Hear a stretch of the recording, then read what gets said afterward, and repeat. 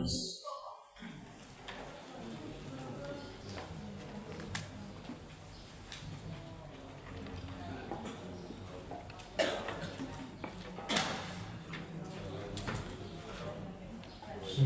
Fussilat surah 41 ayat 19.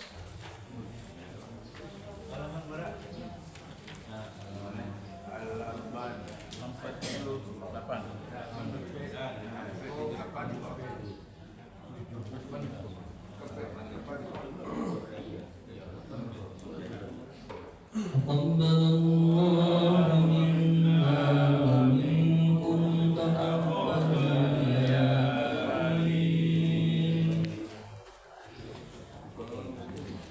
A'udzu billahi minasy syaithanir rajim. Bismillahirrahmanirrahim. Wa yawma yuhsyaru a'da'ullahi ilan nari fahum yuza'un hatta idza ja'uha shahida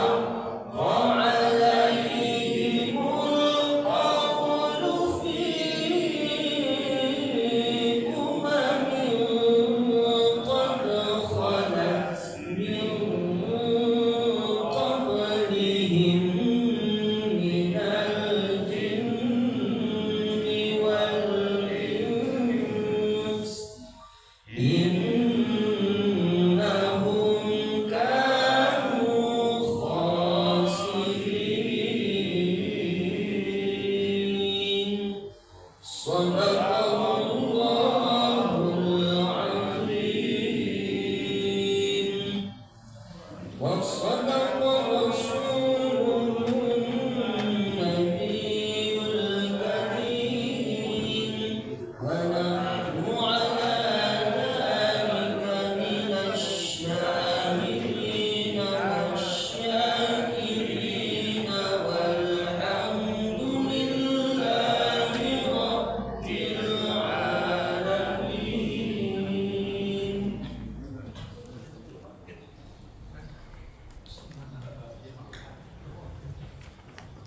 Terjemahan surat Al-Quran surat Fussilat ayat 19 sampai dengan ayat 25.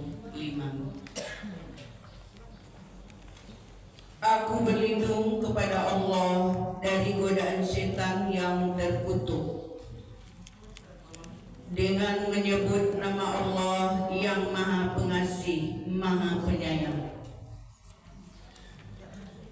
Dan ingatlah pada hari ketika musuh-musuh Allah digiring ke neraka, lalu mereka dipisah-pisahkan, sehingga apabila mereka sampai ke neraka, pendengaran, penglihatan, dan kulit mereka menjadi saksi terhadap apa yang telah mereka lakukan.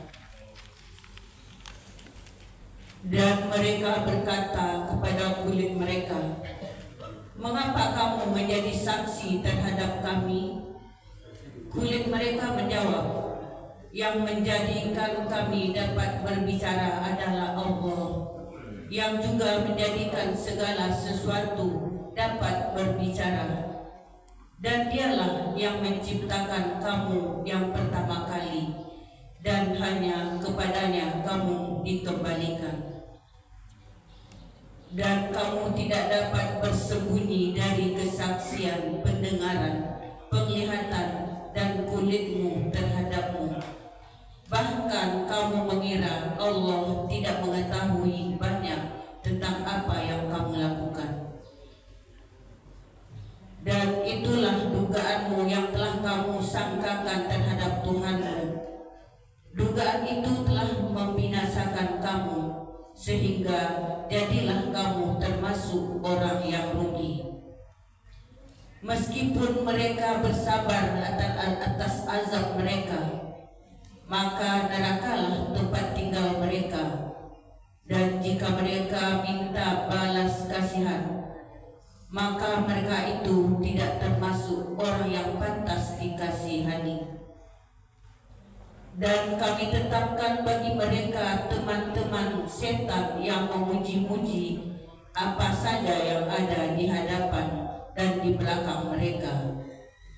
Dan tetaplah atas mereka putusan azab bersama umat-umat yang terdahulu sebelum mereka dari golongan jin dan manusia. Sungguh mereka adalah orang yang rugi. Maha benar Allah dengan segala firman-Nya.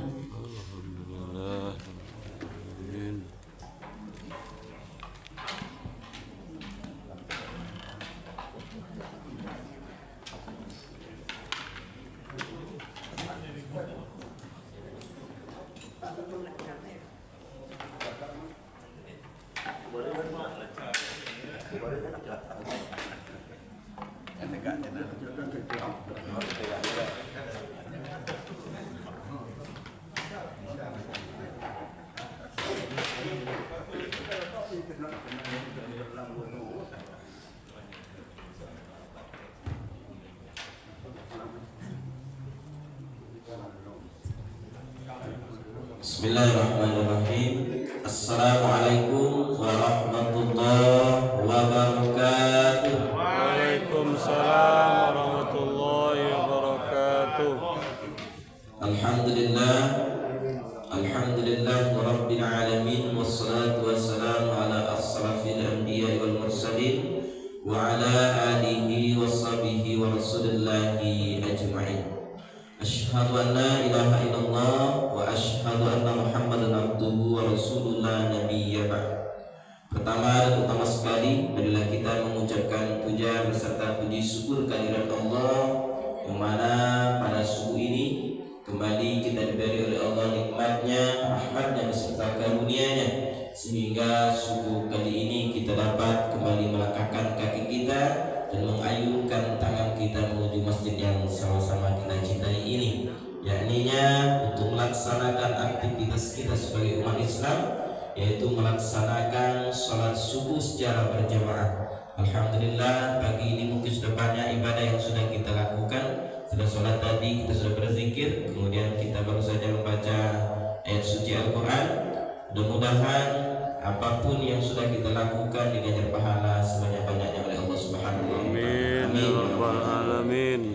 Baik Bapak dan Ibu yang dimuliakan Allah, insyaallah sebentar lagi kita akan tambah terus ilmu kita untuk persiapan kehidupan kita yang paling kekal, yaitu kehidupan akhirat. Mudah-mudahan di akhirat nanti kita mendapatkan tempat yang sebaik-baik tempat, yaitu surganya Allah Subhanahu wa Ta'ala.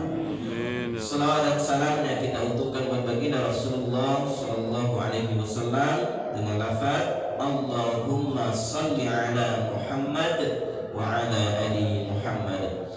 Bapak dan Ibu pengurus Masjid Baitur Rahim, Mushola Nur Ikhlas, Mushola Thaibah beserta bapak ibu-ibu jemaah salat subuh mubarakah yang muliakan Allah. Langsung saja kita memperpanjang kata-kata mukadimah, kita masuk dengan acara inti kita pada subuh ini, yaitu tausiah yang akan diberikan oleh Buya kita yang minggu kemarin dia berhalang. Alhamdulillah kita bisa bertemu pada minggu ini. Mudah-mudahan ilmu-ilmu yang diberikan beliau terus bisa mengantarkan kita untuk mempersiapkan kehidupan kita yang masa yang akan datang.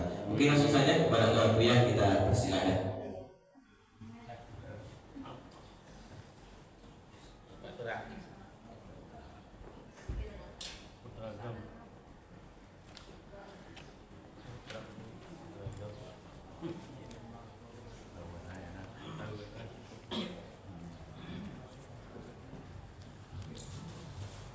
Bismillahirrahmanirrahim. Assalamualaikum warahmatullahi wabarakatuh. Waalaikumsalam warahmatullahi wabarakatuh. Alhamdulillahillazi arsala rasulahu bil huda wa dinil haqq liyuzhirahu 'ala dini kulli wa kafa billahi syahida. Asyhadu an la ilaha illallah wa asyhadu anna Muhammadar Rasulullah sallallahu alaihi wasallam la nabiyya ba'da. Innahu min Sulaimana wa innahu bismillahirrahmanirrahim. Allah ta'lu alayya wa atuni muslimin fattaqullaha wa ati'un. Wa qala Allahu ta'ala fil Qur'anil Karim, A'udzubillahi minasyaitonir rajim. Bismillahirrahmanirrahim. Kita kutip ayat yang ke-22 tadi. Wa ma kuntum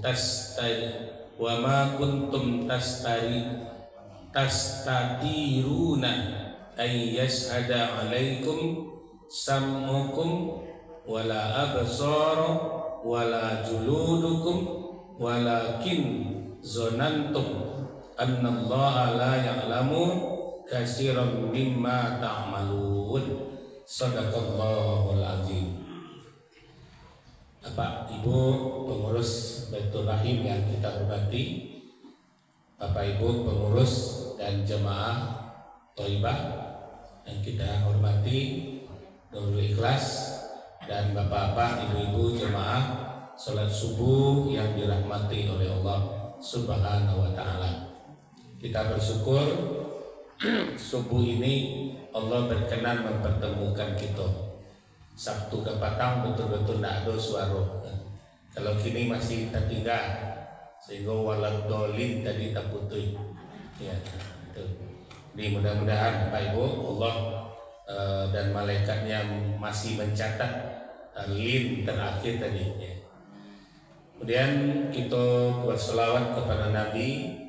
Bagi orang yang berselawat minimal 10 kali setiap harinya, maka datanglah 4 malaikat untuk menolong kita. Kata Jibril, ketika umatmu berselawat minimal 10 kali kepadamu, maka aku akan datang untuk menaunginya di hari kiamat kelak.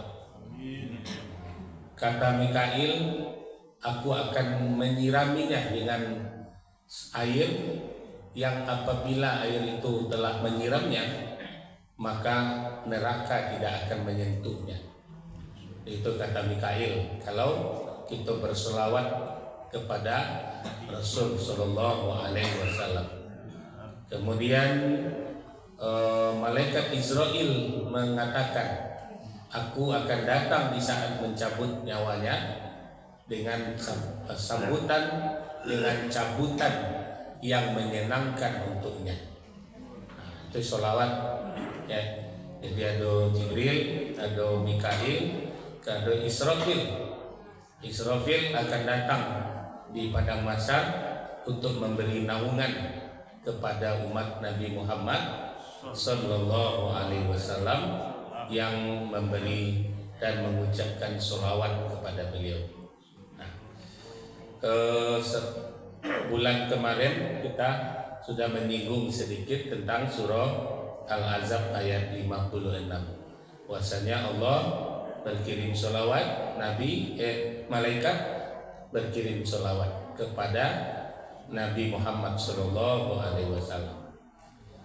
Bapak-bapak, ibu-ibu, sebelum kita masuk kepada request Pak Pengurus untuk membahas masalah sholat, kita review dulu ayat yang kita baca tadi. Bapak, ibu-ibu, ayat ini diturunkan menjawab diskusi dua orang Arab di depan Baitullah. Satu namanya Mas'ud, yang kedua namanya Sakif. Jadi Mas'ud ini bertanya kepada Sakif, kira-kira kecil-kecil awak ko tidak ada Tuhan atau tidak. Nah itu diskusinya. Awak nyariangkan kecil awak, artinya awak gadangkan suara tidak hanya atau tidak. Kalau nyodanga suara nyari awak ko, bah kalau awak berbisik-bisik saya. Itu dialog yang terjadi di depan Ka'bah. Namanya Mas'ud dan Sakif. Nah, maka turunlah ayat 22 dari surah As-Saff ini. As-Saffat ya. Nah, jadi Bapak Ibu, setelah turun digambarkanlah bahwasanya tidak hanya didengar oleh Allah, malah kulitmu akan bisa berbicara, matamu bisa berbicara, telingamu bisa berbicara, nah, semua anggota tubuhmu akan berbicara. Nah, kira-kira agak penekanannya tadi kepada ayat rakaat pertama baca tadi surah Yasin. Ya, al-yauma nakhtimu ala afwahihim. Pada hari ini kami kunci lidahmu. Wa tukallimuna aydihim. Kami suruh tanganmu yang berbicara. Wa tashhadu arjulum. Kami minta saksi kakimu. Ya, bima kanu yaksibun, dengan apa yang kamu kerjakan. Nah, tahu-tahu dibolos surah As-Saffat yang awak baca pagi kini. Jadi menyambung antara hampir tadi di rakaat kedua pilih surah As-Saffat dia di ayat yang ke-30. Fusilat, maaf. Fusilat di ayat 30 itu nanti ibu-ibu akan sampai jawab apa sampai di situ. Innal ladzina qalu rabbunallah summa istaqamu tatanazzalu alaihimul malaikatu alla takhafu wa la tahzanu. Itu nanti bagus dihafal itu ayat 30 sampai ayat 32 setidaknya. Ya, itu lama membawanya ke dalam salat. Nah, jadi ibu-ibu, bapak-bapak, ternyata orang kafir itu lain ada rasa takutnya kepada Allah. Sehingga ketika dia mengecek-ngecek, katanya kecek awak pun didangan dari Tuhan. Jadi mereka berdiskusi berdua antara Mas'ud dengan Sakif tadi. Ya, maka kemudian kalau didangan dia ulang kecek awak ngadang kau, yang nyari yang kau, apa bisik-bisik salah. Ya. Nah, kemudian turunlah ayat ini disampaikan oleh Rasulullah bahwasanya nanti ketika setelah dihalau ke neraka, ternyata kulit menjadi saksi, darah menjadi saksi, daging menjadi saksi, semuanya menjadi saksi. Nah, sehingga kita akan bertanya nanti, Pak Amangkuang buka lo rasio dan kan itu kata ayat tadi. Nah, pada ayat berikutnya tadi, Pak Amangku wa Allah nama jadi saksi. Ya, nah, jawaban kulit tadi apa? Ya, sedangkan Allah menciptakan kita ya mampu membuat kita bisa berbicara, maka kami atas kemampuan yang diberikan Allah itulah maka kami berbicara menjadi saksi. Nah, jadi dialog sambil saling menyesal nanti ya. Mulut bertanya kepada kulit, "Ba engkau menjadi saksi lo, wa ampun jon dan disiko tu kira-kira." Ya. Nah, kata kulit, "Enggak, aku menjadi saksi karena aku dijadikan oleh Allah bisa berbicara." Pada ayat ke-23 tadi. Nah, mudah-mudahan yang kita baca pagi kini menyentuh awak. Ternyata kulit dan awak bilas dengan sabun, dengan segala sesuatu agarnya tetap mulus. Ternyata nanti bisa tidak mulus pekerjaannya. Ya, buka rasio awak ya. Nah, maka oleh sebab itu Bapak-bapak, tubuh kita ini menjadi syahidan, menjadi saksi di hadapan Allah Subhanahu wa taala. Apa yang membuat tameng daripada persaksian-persaksian itu? Maka pekerjaan yang dihadapkan adalah kewajiban-kewajiban kita. Itu diperintah sholat, maka kita kerajuan sholat. Sholat itu Bapak Ibu secara hukum fikih ringan banget. Ya, secara hukum fikih ringan banget. 5 rukun saja kita kerjakan itu sudah. Pertama, niat takbiratul ihram, niat serta takbiratul ihram. Yang kedua, Fatihah. Yang ketiga, rukuk. Yang keempat, sujud. Yang kelima, duduk takhir. Ya, itu yang rukun dan sabana-bananya. Jika ada orang sholat sebentar, ya, yang rukun sabananya kan 5 tuh. Makanya kalau kita lihat orang Arab dalam sholat itu, Abu pernah memperhatikan antara maghrib isya itu bisanya melakukan lebih 100 rakaat antara maghrib dengan isya. Jadi yang mencoba mencari Allahu Akbar, sudah turun rukuk, sudah Allah sujud, kemudian lah balik. Nah, dalam waktu 2,5 menit bisa selesaikan 2 rakaat. Ya, boleh jadi yang diambilnya yang 5 rukun tadi. Niat, takbiratul ihram, Fatihah, rukuk, kemudian sujud yang berulang, kemudian duduk tawadhu atau duduk terakhir, salam. Ya, ilmu itu. Walaupun kalau kesempurnaannya memang 3 balik. Ya, nah, namun yang 5 itulah yang sabana-bananya kita yang diharapkan. Pertama, niat dan takbiratul ihram membaca Fatihah, sedangkan ayat sunat, ya, rukuknya yang menjadi rukun, kemudian bacaannya sunat, kemudian i'tidal itu merupakan bagian dari proses rukuk dan i'tidal disatukan. Namun untuk mencapai sebuah hasil tentu kita sempurnakan dengan 13 rukun tadi. Ya, jadi Bapak Ibu, pertama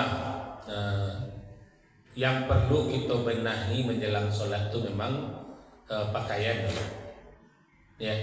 Karena pakaian ada diantaranya kita lihat di dalam surah Al-A'raf ayat 31 disebutkan betul, ya Bani Adam, hai anak Adam, pakailah pakaianmu ketika engkau akan mendatangi masjid.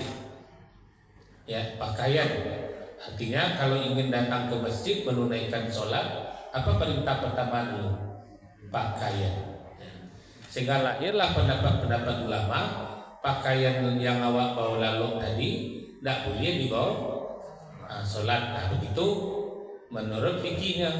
Jadi turunan dari ayat Al-A'raf 31 itu mengatakan, hai Bani Adam, kalau kapai kamu saji, benahi pakaian terlebih dahulu. Maka lahirlah ijtihad atau pendapat-pendapat ulama berdasarkan hadis Nabi, ya, kemudian mengatakan bahwasanya pakaian terbaik itu memang dikhususkan untuk pakaian sholat. Nah, ada gantungannya. Jadi kalau sampai ke sholat, maka ada gantungannya. Nah, Bapak Ibu, kemudian ada yang membahas sejelimet itu mana Nabi dulu. Nah, dikaitkannya, sedangkan Nabi itu pakaiannya saketeknya. Nah, begitu. Jadi sesuatu yang menjadi hukum itu kurang balik ke belakang. Apakah sejelimet itu mana Nabi dulu dalam berpakaian, sedangkan pakaian beliau tidak banyak. Nah, kemudian Bapak dan Ibu memang kemudian dikaji apa dasarnya, dan beliau memang membiasakan diri untuk selalu menyiapkan pakaian untuk sholat, sehingga pada suatu saat beliau hampir-hampir mewajibkan pakaian itu pakaian khusus untuk sholat. Tapi dengan peristiwa Sa'labah, apa yang terjadi pada Sa'labah? Bergegas keluar sesudah sholat, sehingga menjadi bahas oleh Nabi, Pak engkau bagagina pulang. Nah, kata Sa'labah, pakaian yang kau pakai kau ditunggu deh istri kamu untuk sholat subuh. Kan menjadi masalah kalau Nabi menetapkan tadi pakaian itu khusus untuk berangkat sholat saja, sedangkan ada umat beliau yang tidak punya pakaian serap. Dan begitu. Nah, maka Sa'labah dikatakan, kalau baik itu katanya, maukah engkau aku beri doa? Itu awal kisah Sa'labah. Kata Sa'labah, rasanya sertailah aku dengan modal, tidak hanya dengan doa. Itu awalnya Sa'labah diberi 2 ekor kambing, ya. Tapi kemudian kambingnya beranak pinak, hanya lupa loh dia sholat subuh. Lah menjauh, semakin hari menjauh tinggal, semakin banyak ternaknya. Sholat Jumat tidak diboleh. Kemudian diutus sahabat menagih zakat dan tidak dikeluarkan, ya, sampai Nabi meninggal Sa'labah tidak mengeluarkan zakat. Sampai zaman Abu Bakar Siddiq diutus satu rombongan untuk menjemput zakat, tidak juga, ya. Di zaman Umar bin Khattab Sa'labah semakin menjauh dengan ternak-ternaknya. Di zaman Utsman bin Affan lah Sa'labah kemudian jatuh gila. Kenapa? Karena dia sudah berniat untuk membayar zakat, ya. Tapi kemudian Utsman mengatakan, ketika Nabi saja kau tolak, ya, Abu Bakar kau tolak, Umar kau tolak, bagaimana aku bisa menerima zakatmu?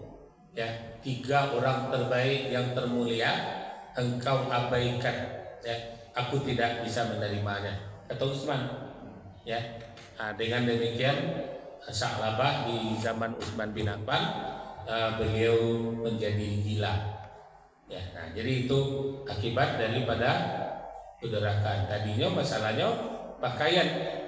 Nah, jadi ibu-ibu dan bapak mencari hukum tuh diterima hari kini terbayang oleh orang yola di bodi awak bisa awak menyusun ini pakaian khusus sholat ya, awak gantuang awak angin. Tapi ada yang bertanya yang agak sensitifnya, Pak di zaman Nabi ya, laisa banyak itu pakaian Nabi ya. Jadi menerjemahkan dan menafsirkan ayat seperti panggilan usaha untuk memakai pakaian terbaik, artinya kalau untuk di awak ini yang penting itu kesucian pakaian yang kita pakai ya. Yakin kita dengan memakai pakaian kolam suci, maka kita bawa untuk sholat. Kemudian yang perlu kita sucikan lagi adalah badan. Maka lahirlah pelaksanaan wudhu atau tayamum. Nah wudhu Bapak Ibu, kalau dengan air yang sempurna yang banyak hari ini, dengan kebanyakan air, awak ini kadang-kadang alupolo. Darah-darah ya. Iya, mulai.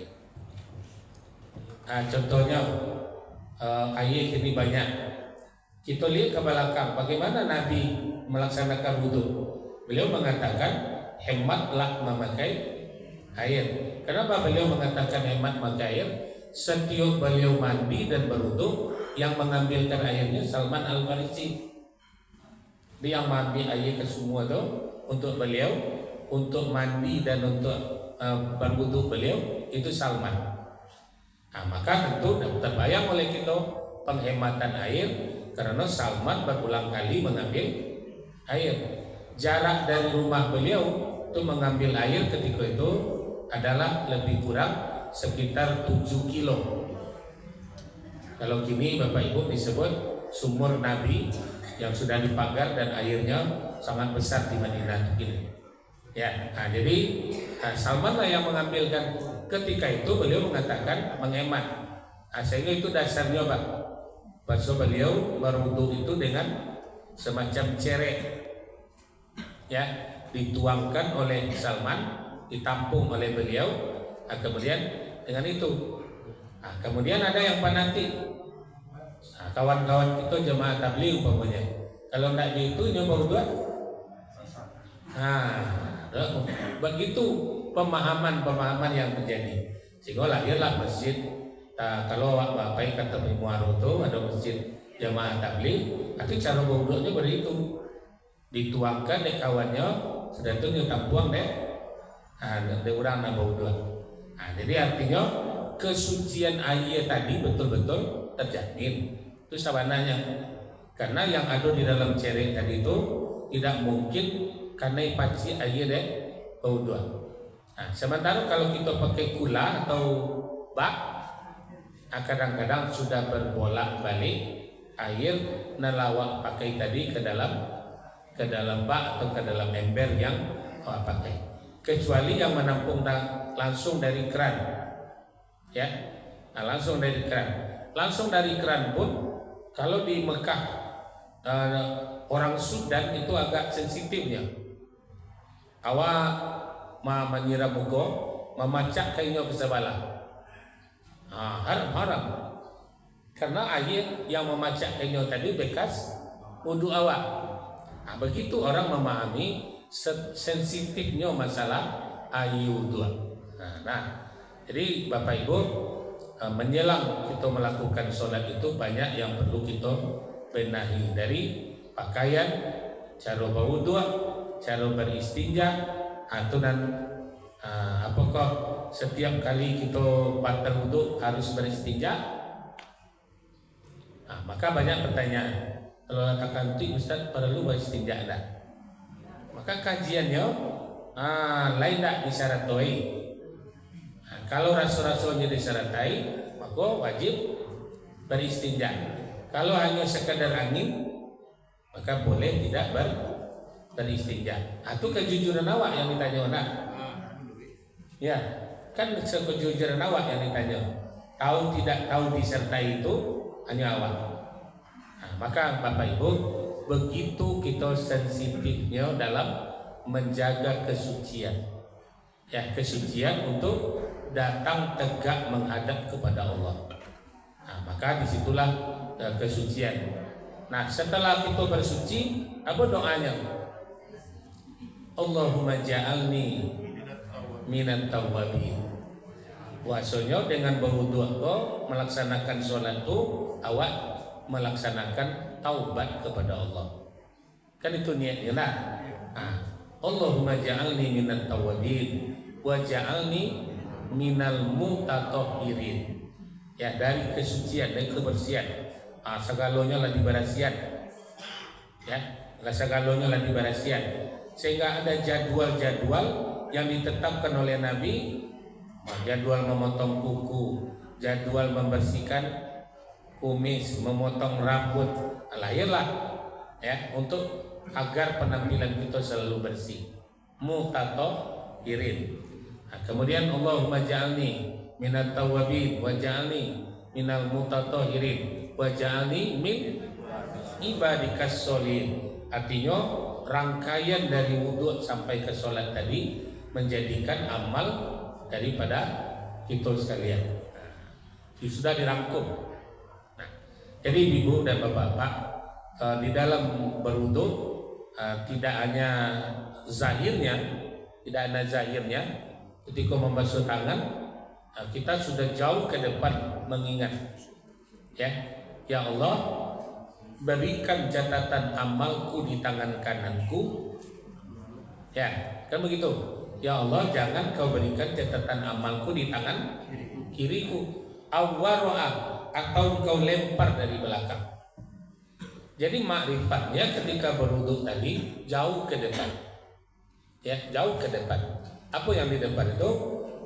Di saat kita sudah dibangkit nanti di padang mahsyar, kita akan menerima catatan amal. Bisa ditamengi oleh air wudu yang kita pakai, ya. Sehingga di saat membersihkan tangan suara, kita berharap ditamenginya, berhak tangan kanan awak menerima kitab catatan amal awak, sehingga pada hari itu dinobatkan awak menjadi golongan kanan. Dalam surah Al-Waqi'ah, golongan kanan, ya. Nanti ditanya siapa golongan kanan itu, maka diceritakan di situ. Salah satunya orang yang menerima catatan amal di tangan kanan. Nanti kemudian di tangan kiri, masimali siapa yang golongan kiri itu, maka disebutkan pula ko makanannya, ko minumannya, ya kan begitu dalam surah Al-Waqi'ah. Jadi bapak-bapak ibu, mari ketika kita berwudu, mari kita tidak acak-acakkan, mari kita sempurnakan wudu kita lakukan wudu itu betul-betul dengan 3 niat tadi. Pertama, untuk mendatangi Allah dalam bertaubat. Yang kedua, kesucian lahir dan batin. Kemudian yang ketiga, agar ibadah kita ini menjadi ibadah yang menolong kita nanti. Contohnya tadi dalam surah Al-Fusilat tadi ayat 22, ternyata kuli awak kok kamangecek bisa, ya, darah awak kamangecek bisa. Dan kemudian banyak lagi apa yang disampaikan tadi, kulit, kemudian pendengaran, ya pendengaran. Karena awalnya sudah wanti-wanti dalam surah As-Sajdah, ya, summa sawwahu wa nafakha fihi min ruhihi wa ja'ala lakumus sam'a wal absara wal afida qalilan ma tashkurun. Asakete yang mensyukurinya, ya. Mata tidak disyukuri, telinga tidak disyukuri, hati tidak disyukuri. Ternyata nanti di dalam alam mahsyar itu, di dalam neraka itu, justru kita dimasukkan ke neraka karena 3 tadi. Surah Al-A'raf ayat 179. Bersumpah Allah, walaqad zara'na li jahannama katsiran minal jinni wal insi. Demi akan kami isi neraka jahanam itu kebanyakan dengan jin dan manusia. Apa penyebabnya? Lahum qulubul la yafqahuna biha walahum a'yunun la yubsiruna biha walahum azanun la yasma'una biha. Mereka punya hati, tidak punya perasaan. Mereka punya telinga, tidak punya pendengaran. Mereka punya mata, tidak punya penglihatan. Nah, itu dalam surat Al-A'raf ayat 179. Di Al-Baqarah sudah dinyatakan khatamallahu ala qulubihim wa ala sam'ihim wa ala absarihim ghisawatun walahum azabun azim. Khotam itu boleh kita artikan checklist, tanda, ya, tanda, checklist. Nah, amal mata di checklist, amal telinga di checklist, amal hati di checklist.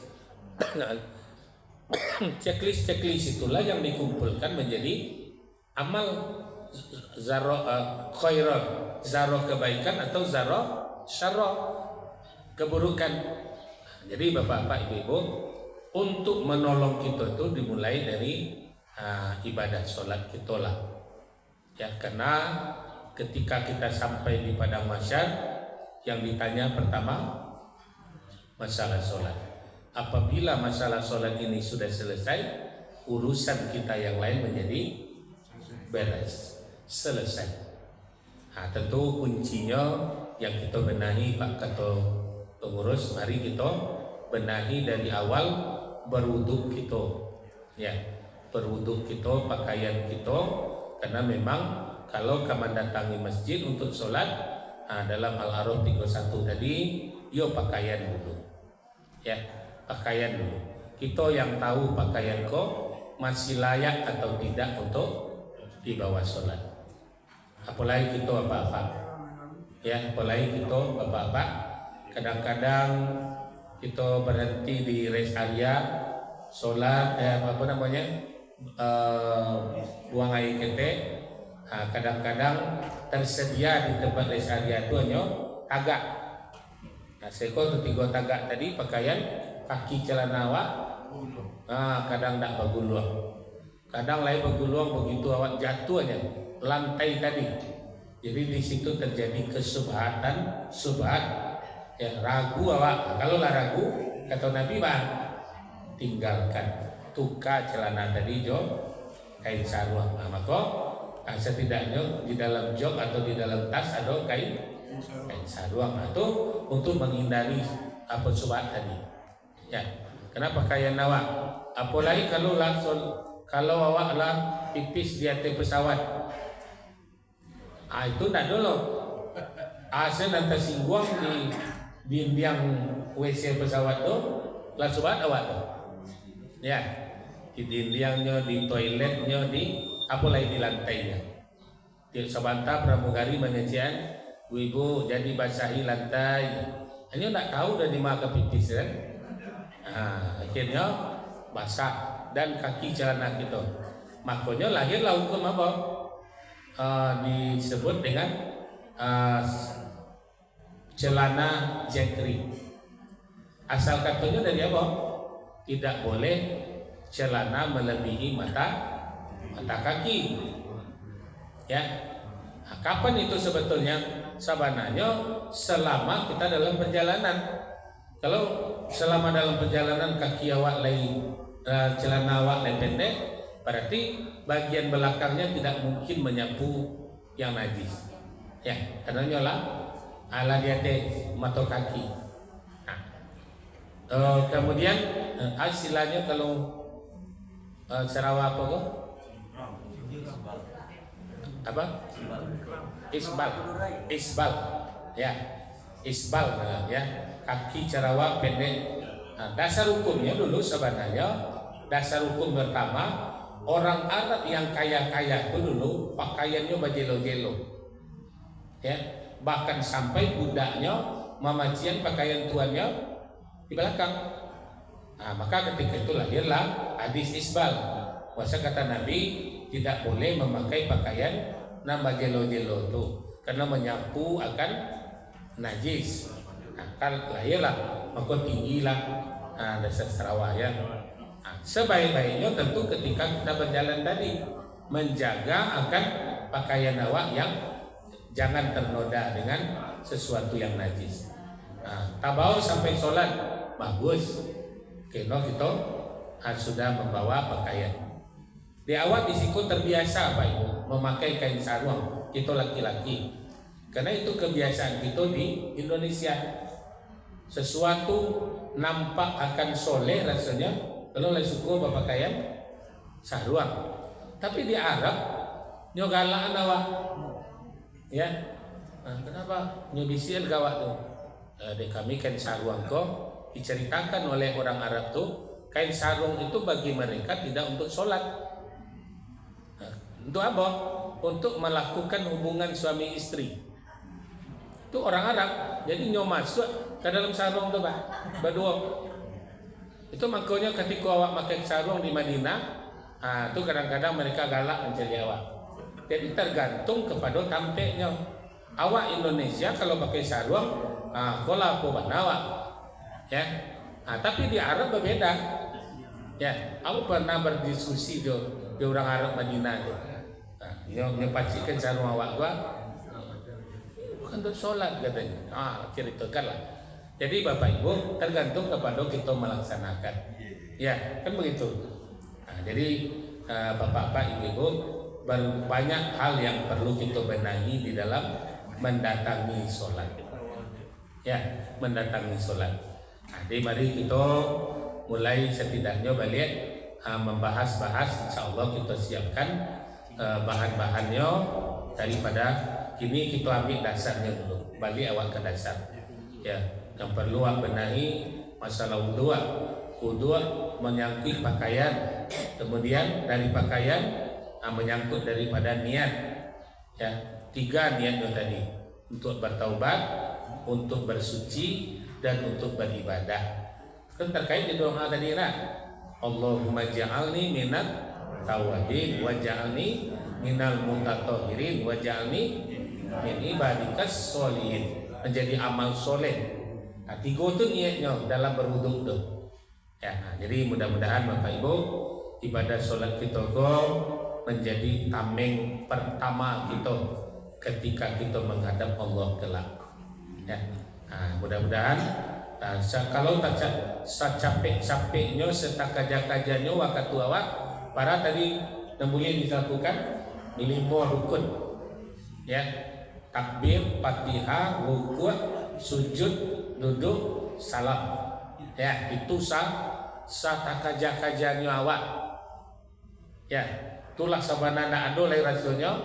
Jadi 5 itu perlu kita lakukan. Allah takbir, la baca Fatihah, la ruku awak, yang tidak sujud, balik, kemudian ditutup dengan salam terakhir. Itu sudah merupakan sholat. Ikut nampak orang ikut dewa kerja-kerja, dengan ilmu awak kau jangan kita salahkan. Mungkin mereka hanya mengambil 5 rukun yang wajib tadi. Ya Pak. Ya Pak. Ambo dulu pernah mencat rambut gua. Selama 2 tuh lesah gitu. Ya, baca ya. Baca.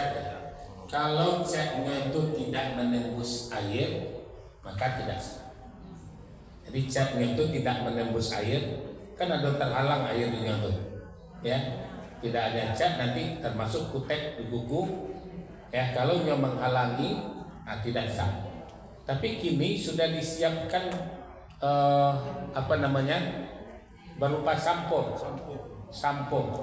Jadi para ustadz pun sudah melakukannya. Ambo pakai itu, pakai sampo. Ya, tidak. Khusus sampo ya? Ya, samponya, tapi dipakainya ketika sebelum setengah jam sebelum mandi. Ya, samponya berupa sampo. Nah, apakah Nabi pernah memakainya? Nabi memakai ketika terhalang haji pertama.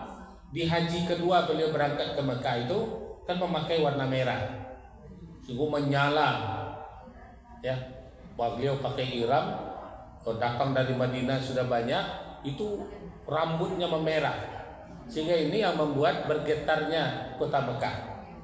Kan itu Pak, untuk menguasai kota Mekah itu pertama dianggap oleh orang Arab, oh orang gaib-gaib sana, pengikut Rasulullah Pak. Ya, itu dasarnya Pak. Bahwasanya Nabi ketika haji kedua itu memakai colat tapi berwarna merah. Nggak boleh hitam ya. Ada hitam dia kan? Ketika di zaman itu.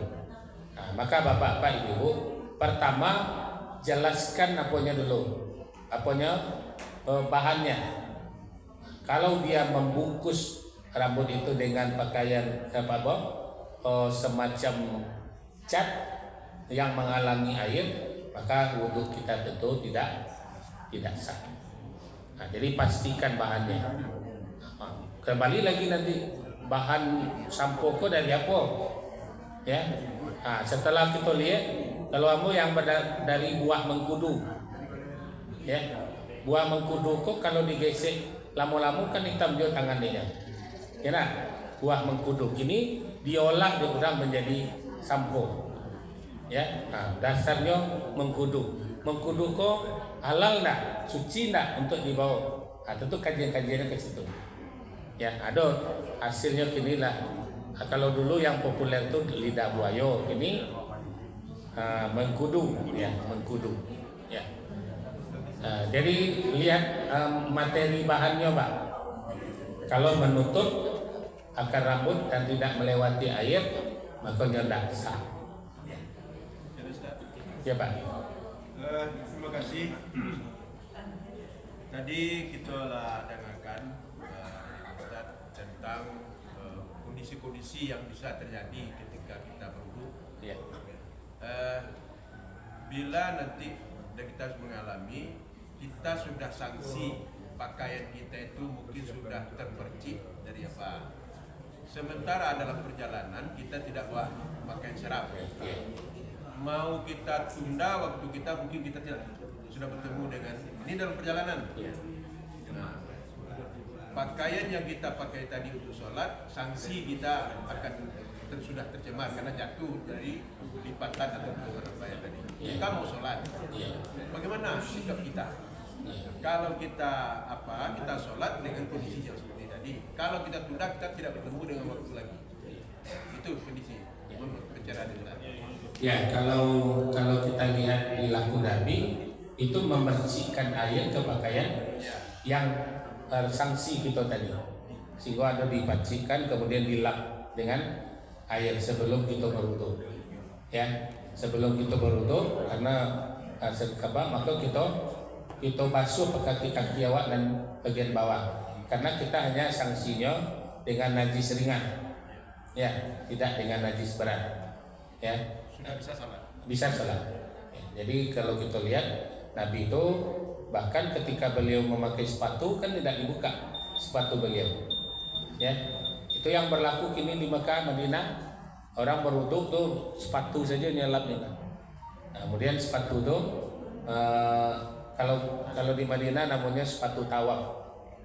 Ya, jadi rata-rata orang Arab tuh kan memakai sepatu tawaf. Jadi ketika berwudunya aku yakin ya sepatunya tadi suci. Nah, maka ketika membasuh kaki, tidak kakinya yang dibasuhnya, cukup melap daripada sepatunya atau sepatu tawafnya tadi. Nah, dengan melap dari berarti dia sudah mencukupi akan rukun wudunya. Kemudian aku yakin ya pakaiannya sudah. Nah, kemudian hal itu menjadi pertanyaannya ke belakang, Pak. Orang membincang kemantung bahan Nabi dulu buang air gadangnya, air tak ada. Kan sampai ke situ orang tanya. Ajuannya beliau, ya, beliau apa? Bersuci dengan itu. Padahal beliau sholat 14 hari berjalan dari Mekah ke Madinah. Ya. Nah, kemudian itu menjadi. Nah, maka kajian-kajian itu ini lahirlah cara sholat Nabi, cara berwudu Nabi. Jadi pertanyaan Pak Ketua aku perlu kita pas detailnya Pak cara Nabi mengantisipasi subhatnya terhadap pakaian yang kena percikan tadi. Ya, nah, kita bertanya ketika Nabi dalam perjalanan Bagaimana kalau tidak salah beliau pernah memakai batu, ya, pernah memakai tanah, ya. Ketika sudah berhubungan suami istri kan tidak ada air, Pak. Caranya mandi lain, disuruhnya sahabat berguliang-guliang di tanah itu, ya. Nah, sedangkan kalau sudah berguliang-guliang di tanah, lain selo ke mandi awak, lain selo ke sholat. Nah, tapi kan Nabi lah sudah selesai itu, ya. Jadi artinya kehidupan masa Nabi itu jauh lebih berat dari masa awak kini. Ya nak, awak kini kalau lapi udah aye masih banyak. Beliau model itu dulu, ya. Jadi dalam perjalanan ke Mekah itu apa ibu? Ada yang melepaskan hajat suami istrinya, kemudian bertanya kepada Nabi, "Pak kami kok, kami sudah melakukan itu ya Rasulullah. Aye nak do lima kami mandi." Nah, maka disuruh, baik kalian kasinan agak jauh di situ, guliang-guliang di tanah. Jadi banyak apanya. Nah, mudah-mudahan Pak pakaian yang kita pakai kini karena sudah ada kasus rasanya subhat awak dia pakaian tadi untuk kedepannya tentu awak bersiap lah. Nah, ya awak bersiap memakai pakaian kalau tidak sarawannya yang pendek kakinya atau agak tinggi atau kita siapkan kain sarung ya di dalam berbekal. Nah, mudah-mudahan itu bekal awak untuk menghadapi sholat awak yang kita kerjakan. Itu bakat Pak. Di mudah-mudahan tidak hanya kita percikan tapi sudah menyiapkan. Itu makanya dalam perjalanan gini di masjid-masjid sudah banyak tersedia kain sarung, sudah tersedia. Jadi kemudian Bapak Ibu mudah-mudahan kita manfaatkan. Termasuk masjid kita mungkin tanpa sepengetahuan apa-apa disuruh ada numpang sholat, hanya calik ke kanan calik, dicelik di lemari. Mudah-mudahan ya. Itu barangkali Bapak Ibu ya. Ya. Tadi kan pakaian tidur kan tidak boleh buat sholat. Iya. Bagaimana Bapak masih ada juga yang sholat yang pakai singlet? Bagaimana? Ya. Makna yang tersirat dari pakaian tidur itu sebetulnya larinya nanti ke ijma' ya. Kalau kira-kira di dalam sholat itu pakaian tadi betul-betul yakin awak tidak tersentuh oleh najis. Contohnya kalau sedang pandai dalam itu air ludah awak anak sadar awak di dalam laloknya lah keluar. Awak tersinta sekete mangke ke ikon apa sholat itu sebetulnya.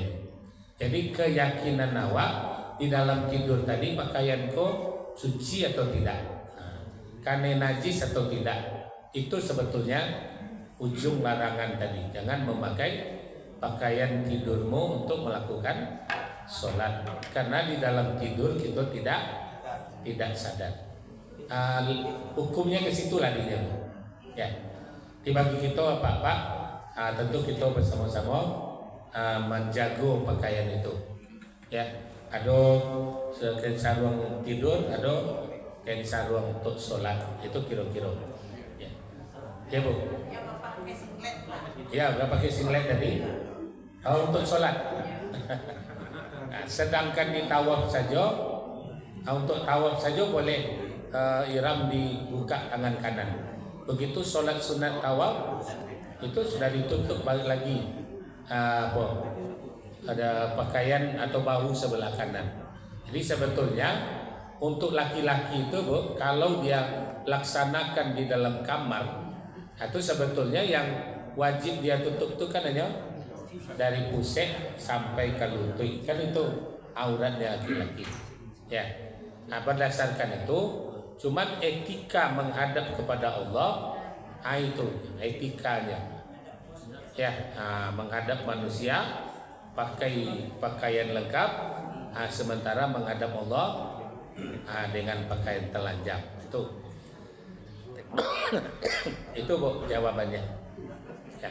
Mudah-mudahan kita lebih menghormati Allah daripada menghormati, iya Bu. Ya. Ya.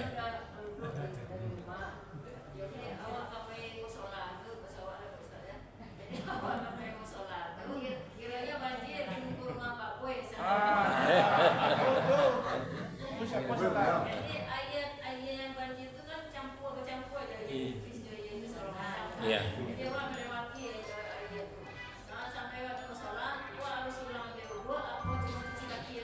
Ya. Itu memang dua pendapat.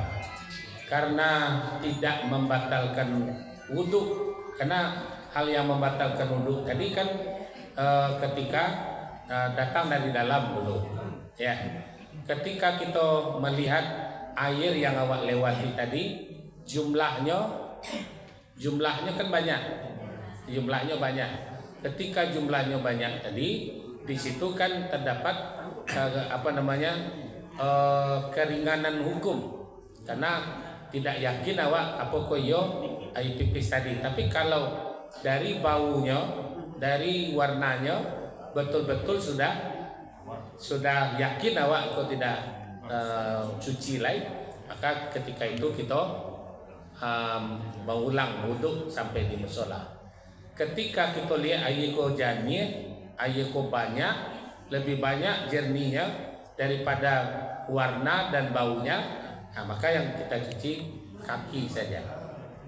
Ya, jadi tergantung warna dan bau airnya.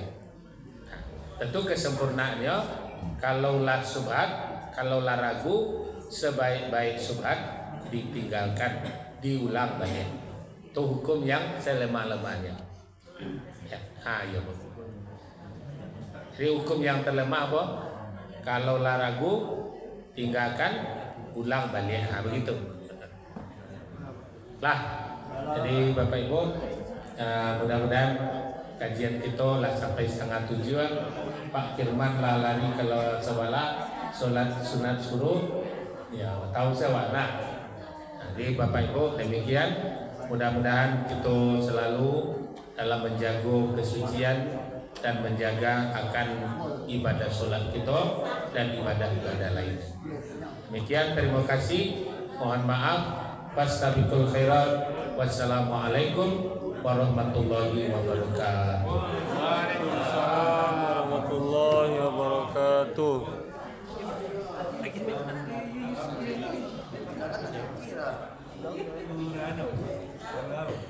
Baik Bapak dan Ibu, terima kasih banyak kepada Buya yang sudah menyampaikan ilmu dalam kita bersama, dasar-dasar pelajaran fikih dalam belajar kita ibadah. Kalau lah fikih ditanya tidak cukup waktu turunnya. Saya yakin banyak pertanyaan akan ditanya, tapi waktu sudah lewat. Mudah-mudahan dengan yang berjalan waktu bisa sedikit demi sedikit kita tanyakan, sehingga pertanyaan-pertanyaan itu bisa menjawab keraguan-keraguan kita selama ini. Bapak dan Ibu yang dimuliakan Allah, ada beberapa informasi yang kita sampaikan. Yang pertama, ini Pak, suhu kita pada suhu ini Rp250.000. Rp250.000. Kemudian informasi yang kedua, insyaallah kita di Masjid Baitur Rahim terus bersemangat untuk melaksanakan tahsinul Quran, untuk memperbaiki bacaan. Alhamdulillah, mudah-mudahan seiring dengan pembahasan Buya tadi, Buya membahas tentang keutamaan-keutamaan dan bagaimana caranya kita beribadah, dan kita juga melaksanakan tahsin sehingga bisa memperbaiki bacaan kita dalam beribadah nanti. Kemudian yang selanjutnya juga di Mushola Al-Thaibah juga akan laksanakan maghrib nanti tahsin, dan juga Bapak dan Ibu di Mushola Nurul Ikhlas dan Mushola Al-Thaibah mengundang kita semua untuk hadir subuh besok, karena di Mushola Al-Thaibah besok ada kedatangan Habib Ges bin Abdurrahman Assegaf. Jadi mari kita hadir bersama-sama subuh besok ke Mushola Al-Thaibah sekaligus peringatan Maulid Nabi besar Muhammad SAW. Kemudian Bapak dan Ibu yang sudah kita sampaikan beberapa Sabtu yang lewat, janji-janji kita tentang SK pengurus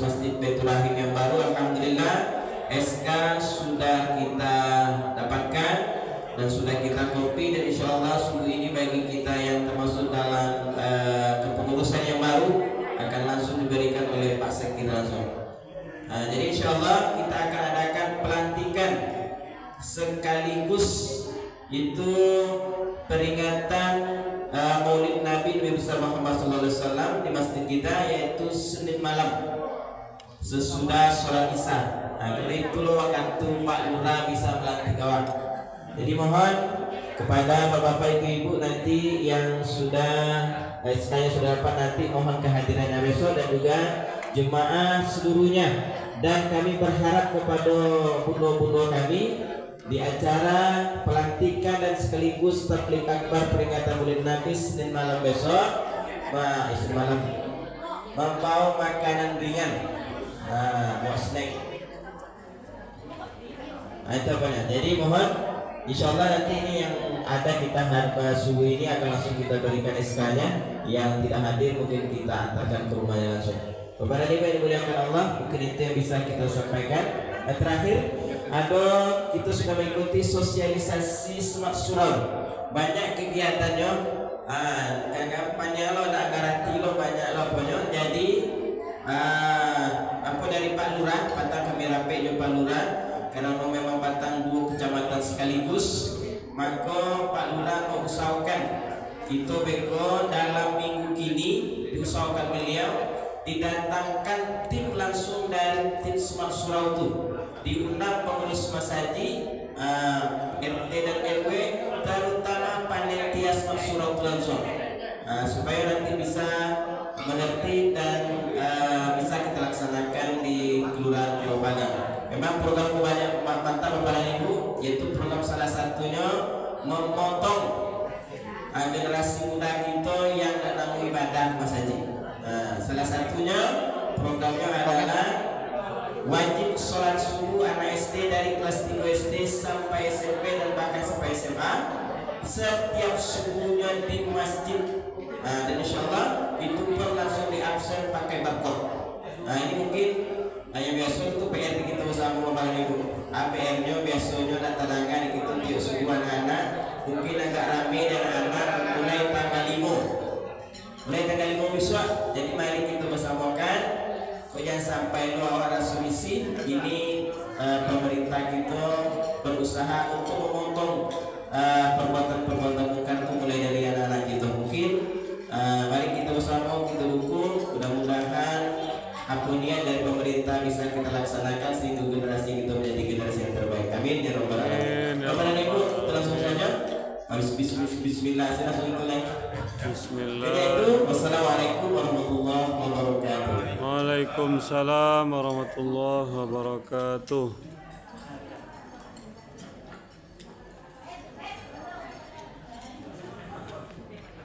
Alhamdulillahirrabbilalamin. Assalamualaikum warahmatullahi wabarakatuh. InsyaAllah penjajahan di Palestina cepat berakhir, amin ya rabbal alamin. Cik aja Zan, kasih Zan. InsyaAllah umat Islam bersatu melawan pasukan Zionis Israel, amin ya rabbal alamin.